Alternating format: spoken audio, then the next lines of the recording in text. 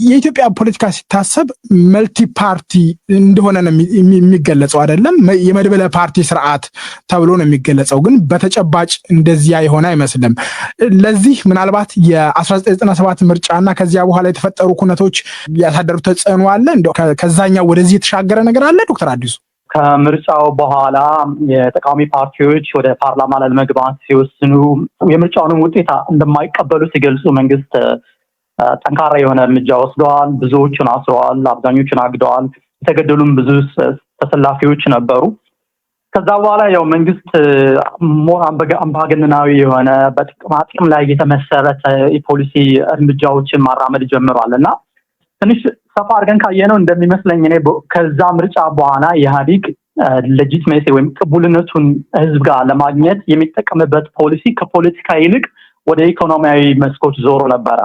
ከዛ በኋላ ነው እንግዲህ እንደምታወቀው ይሄ GPT-1 እና GPT-2 የሚባሉ ትልልቅ ፖሊሲዎች በጣም በብዙ ቢሊዮን ዶላር የሚቆጠር ንብረት ህዝብ ኢንቨስት ተደርጎ ወደ መሰረተ ልማት ተቋማት ግንባታ ፎከስ የዞረው ማለት ነው እና በዛ ወቅት ብዙ ለውጦች ተካሂደዋል። የኢኮኖሚው እንቅስቃሴን በእጅጉ ተጠናክሮ ነበረ እና የመንግስቱ ዓላማ እንደሚመስለኝ ከዛ በኋላ ህዝብን በፖለቲካዊ መልኩ መድበለ ፓርቲ በሆነ መልኩ ምርጫ አሸንፎ ቅቡል ከመሆን ይልቅ ኢኮኖሚውን አሳድጌዋለሁ፣ የስራ ዕድል ፈጥሬላችኋለሁ፣ ኢኮኖሚውን ትራንስፎርም አድርጌዋለሁ በሚል ሰበብ ወይም አማካኝነት ያው ይሄ ከመለስ ዴቨሎፕመንታል ስቴት ፖሊሲ ጋር የተያያዘ ነው እና አምባገነናዊ መሆኑ እንዳለ ሆኖ ቢያንስ አይ ቲንክ ጥሩ የሆነ ወይም ደግሞ ወጥ የሆነ ቴዎሬቲካል አቋም ነበረው።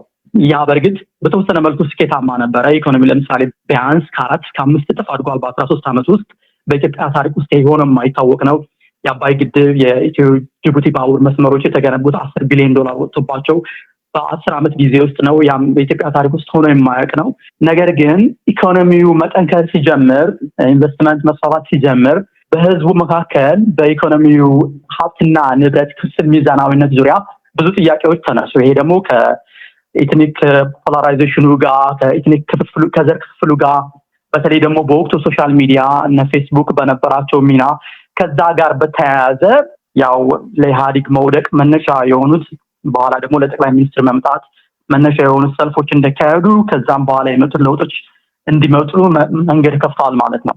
በዛ ምክንያት በተለይ ደግሞ በምክር ቤት ውስጥ ለምሳሌ በህዝብ ተወካዮች ምክር ቤት ውስጥ ጠንከር ያለ የተቃዋሚ የፖለቲካ ፓርቲዎች ተሳትፎ ባለመኖሩ ኢትዮጵያ ያጣችው ነገር አለ።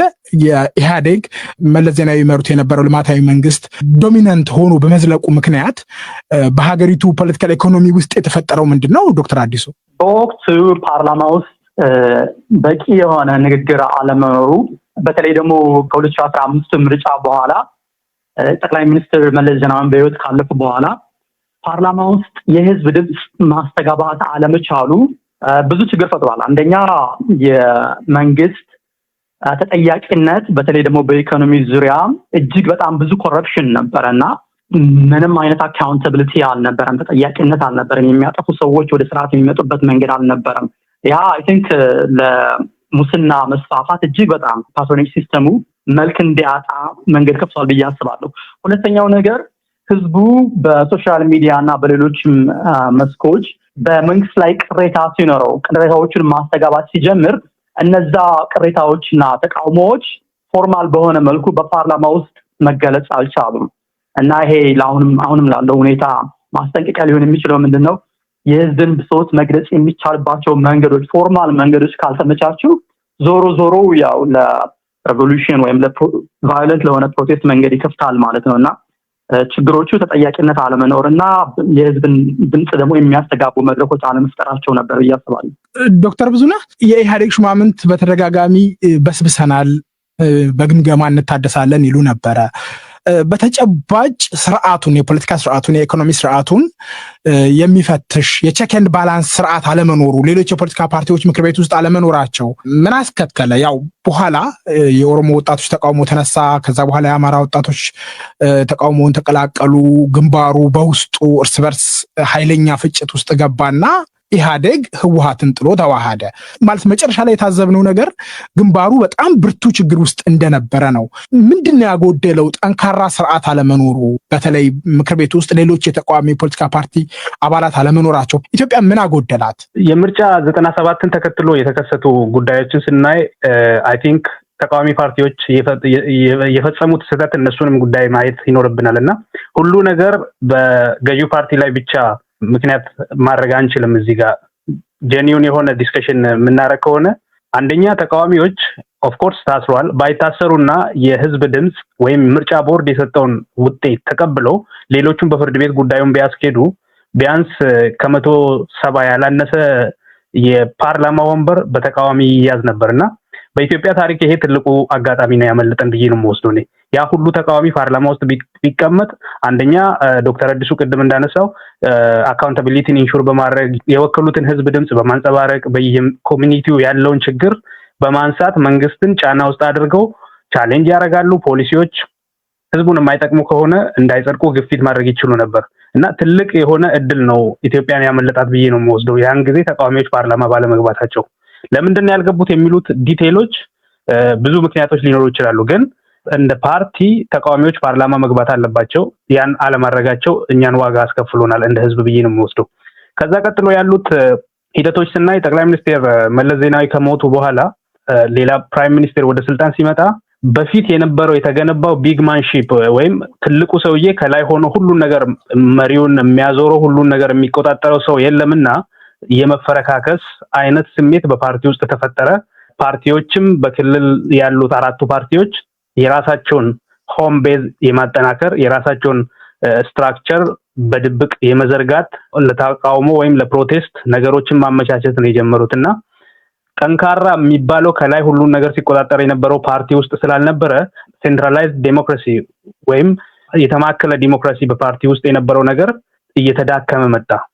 ያ በሂደት ወደ ነበርንበት ወስዶናል ማለት ነው። ነገሮችን ለመቀየር ፕሮቴስት እንዳማራጭ ሆነ እንጂ እንደ በፊቱ ቢሆን ኖሮ 100% በ2015 እንደ አውሮፓውያን አቆጣጠር 100% ፓርላማ ያሸነፈ ፓርቲ በነጋታው ተቃውሞ ሰልፍ የሚከናወንበት የትም ሀገር የለም። 100% አሸንፎ በነጋታው ነው ሰልፍ የተጀመረው ማለት ይቻላልና የነበረው የውሸት ነበር። ፓርቲው መፈረካከስ ጀምሯል። ኢንተርናል ፍሪክሽን ነበረ። የክልል ፓርቲዎች የራሳቸውን ታክቲካል አላያንስ ፈጠሩ።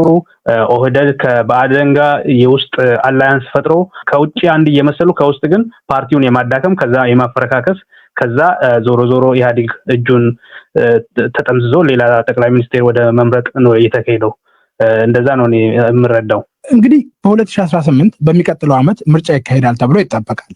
ገዢው ፓርቲና ተቃዋሚዎች የሚገኙበት ሁኔታ ሲታይ እጅግ በተራራቀ ሁኔታ ላይ ነው ያሉት። አቅማቸው፣ አደረጃጀታቸው፣ የአባላቶቻቸው ቁጥር በጣም ሰፊ ልዩነት አለው።